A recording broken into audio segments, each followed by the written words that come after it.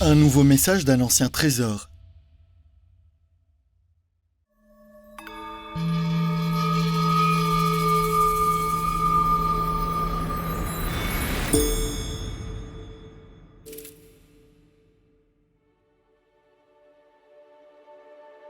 Cette lampe semble éclairer l'air quand elle fut créée.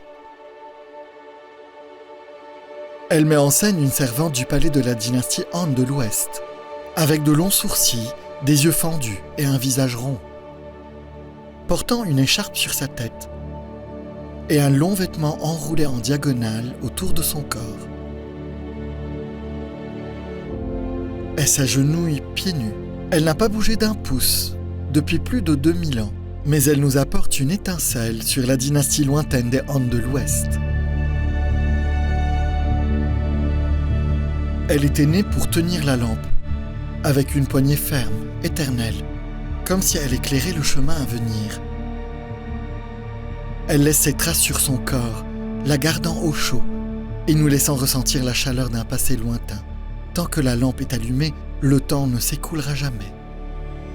1968年，在河北省满城县城西三华里的灵山上，先后发现了2座汉墓。窦碗是汉文帝皇后窦氏的侄孙女。 Lorsque les éléments de bronze dispersés dans les tombes ont été réassemblés, la lampe est apparue dans la terre et la servante du palais, l'air serein, a observé la lumière du jour. Les inscriptions à l'intérieur et à l'extérieur de la lampe en bronze décrivent son histoire complexe.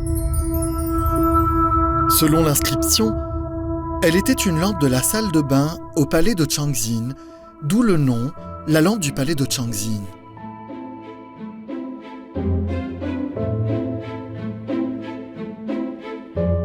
Ces lampes en bronze étaient utilisées pour éclairer les nuits sombres et projeter de beaux rêves durant la dynastie des Han.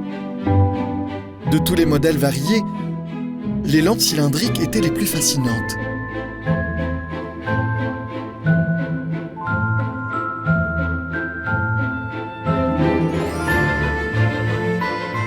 Elles prennent généralement la forme d'animaux ou d'ustensiles.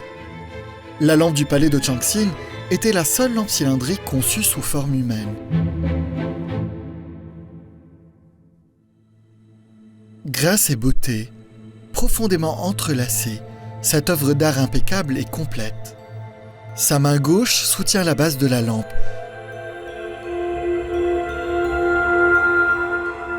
Sa main gauche soutient la base de la lampe, tandis que la manche large sur sa droite tombe naturellement pour prendre la forme d'une lampe au sommet.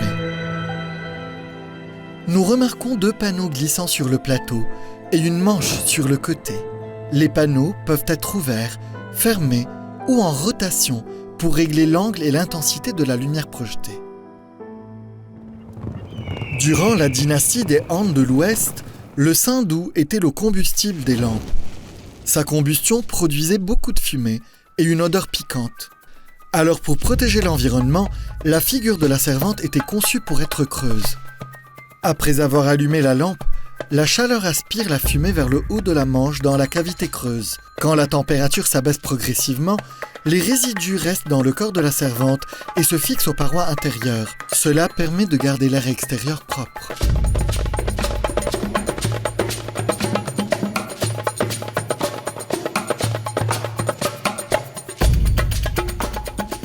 Les composants de la lampe peuvent même être démontés et la base ouverte pour un nettoyage facile. Conçue pour un but ordinaire d'éclairage, elle est devenue une œuvre d'art extraordinaire et exquise.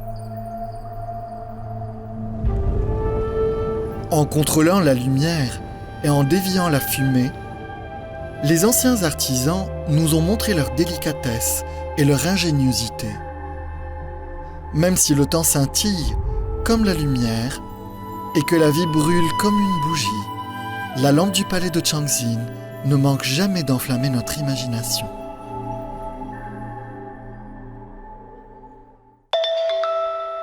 De nouveaux messages provenant d'autres trésors anciens vous attendent.